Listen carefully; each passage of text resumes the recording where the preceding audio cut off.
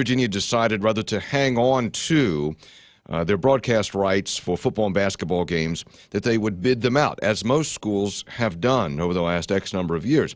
In that bidding process, our company, by the way, West Virginia Radio, was one of those companies that bid and did not get the contract, along with the other 7 or 8, whatever it was. Apparently, the contract is going to a company called IMG, which is based in North Carolina, I believe. And then IMG, they're in the process now of negotiating with WVU the final details of the deal. And the details haven't been announced. Nobody's saying anything about what's in the deal or what the money is. In the meantime, questions have come up in various media reports, including the Dominion Post in Morgantown, we're all owned by the same, West Virginia Radio, Dominion Post, all owned by the Racy family, but also by the Charleston Gazette. Eric Ayre has been writing stories about this. And the questions have centered on several things. One is the relationship between IMG and West Virginia Media, which is run by Bray Carey. And one of the principals in West Virginia Media, one of the board members, and also one of the original financiers is Drew Payne. And Drew Payne is also the chancellor, or the head of the West Virginia University Board of Governors. The stories I've seen have pointed toward a potential, although I don't think the dots have been connected, a potential conflict of interest there involving Drew Payne. But let's get to that. Drew Rubenstein is the sports editor of the Dominion Post. He's been writing a series of stories about this, has a story today in the Dominion Post. Drew, good morning. How are you? Good morning. Was that a reasonable explanation? What would you add or subtract to help people understand this? Sure. I think that is a good explanation of where we are at this point. First of all, it's absolutely, the stories are not about WVU's intent or interest in bidding out the rights. That's certainly not just Oliver Luck's right as athletic director, but probably his responsibility to look at, hey, what can we do better to make the university more money? So the stories aren't on that intent. It's more, and at this point, it's not looking at, as you said, the nitty-gritty details of the contract. It's more of the structure, because we're talking about a state bidding process here. It's more about the structure of that bidding process, who the key players were involved in evaluating, selecting, and potentially what sort of stakes they have in the game. What questions have you raised about the structure in your reporting? Well, I guess we first go, you look at the history between all of the players, if you will, between WVU, IMG, and West Virginia Media. And we've just asking questions. There is a history between Bray Carey and Drew Payne to the president of IMG and also the president of IMG College, which, it's all under IMG. In addition to that, athletic director Oliver Luck told us West Virginia Media was initially interested in the bids, didn't end up filing a bid, and then at some point after that, Bray Carey, according to Oliver Luck, joined IMG's team in some capacity during the bidding process. Then Drew Payne has initially there were some contradictions in statements because we started asking, okay, is what were the contradictions? We asked Mr. Payne, I believe it was on February 4th, if he was aware of any potential subcontracting agreement between IMG and West Virginia Media, and he said that he was not privy to that information.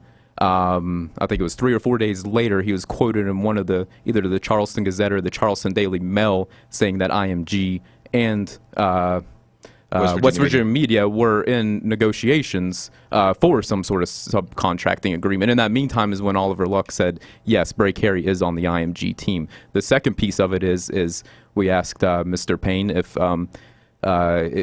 his involvement in the process, and he laid out very clearly, as he has many times, that he had no role in the process, no influence, completely wasn't even sure if he would ever see the contract. 3 or 4 days later, he was quoted in the Charleston papers as saying that West Virginia University will make $5 million more annually through this deal with IMG if it's finalized. So the question there being, if he was not involved at all in the process, how would he know that the bid going to IMG and West Virginia Media would give them another $5 million a year? Correct, because at the same time, as his role with the university is chairman of the board of governors, that's the governing body, the legal entity, the body that signs off on all WVU contracts, including this one, and lawsuits. If the university's sued, it's the board of governors representing the university. Now, you followed up on this today, though, and what did you find out today? Yes. When those contradictions kind of came to light at the end of last week, we've been trying to get answers for almost a week and finally got answers to those questions. And first and foremost, WVU has said that the board of governors played no role, and that after the letter of intent was awarded from WVU to IMG, that the board of governors were informed of the financial parameters, I believe was the term that they used, of the pending deal, but they were not given any authority in terms of reviewing it, adding input to it or anything like that. They were just simply told, hey, these are the financial parameters if we reach a final deal. Which would provide some distance for Drew Payne as chairman of the board of governors, right? Yes. Okay. So, I mean, I'll make sure I followed you there, but yeah, ultimately... my point is, if the board of governors was not integral to the bid process, then Drew Payne being a member of the board of governors, that would seem to say that there's not a conflict.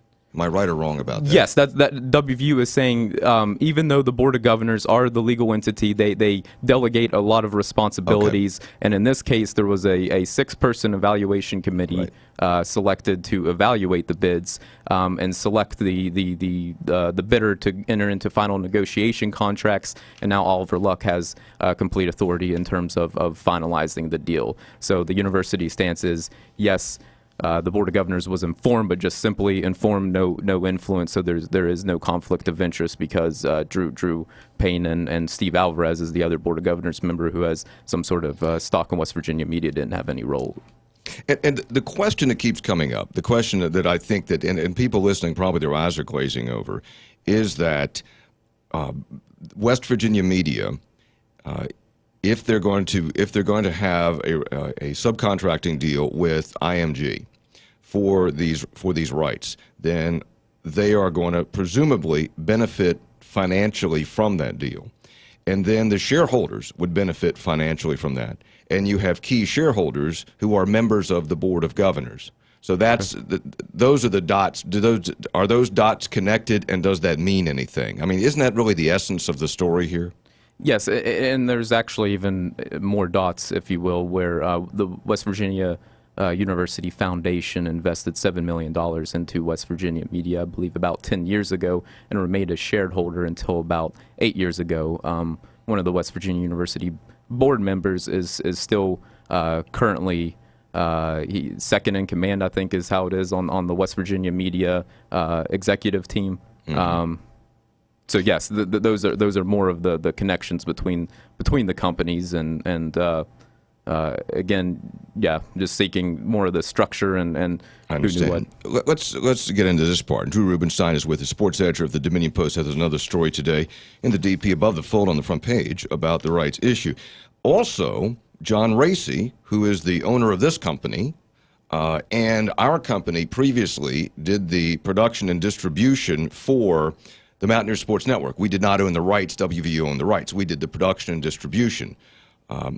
So Racy has written a second letter to President Clemens, to the Attorney General, and a couple other people, where he says in the letter, this is a quote, there is clearly an appearance of impropriety when an individual who's a member of the Board of Governors of WVU, its chairman, is also a member of the Board of Directors of West Virginia Media, has access to confidential information, access which is denied to the public.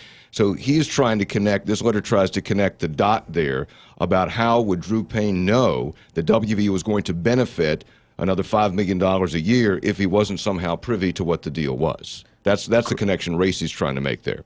Correct. And I think you've got the Board of Governors, and I think there's just a level of, just asking questions. Is it normal for this type of high-profile contract that is apparently millions and millions of dollars for the Board of Governors to not have any type of role in. Is that normal for them to not review this type of high profile? Obviously, they can't be nitty gritty into every single contract, or the university would come at a standstill. But is this type of contract one that they normally delegate? There was one other thing in this letter which I don't think has come out yet or been written about, and it's in the very end of the letter. In the same vein, with regard to WVU's purchasing practices, I'd like to ask you about the acquisition and installation of the WVU scoreboard. We would request that you provide us with a full disclosure of the bid process, the number of bids received and their content, and the contract or contracts awarded for either the acquisition or the installation of the scoreboard and the individuals who were involved on behalf of the parties, so on and so forth. Had you heard about this? Do you know what this is about? We have FOIA'd for similar information to what John Racy is alluding to there.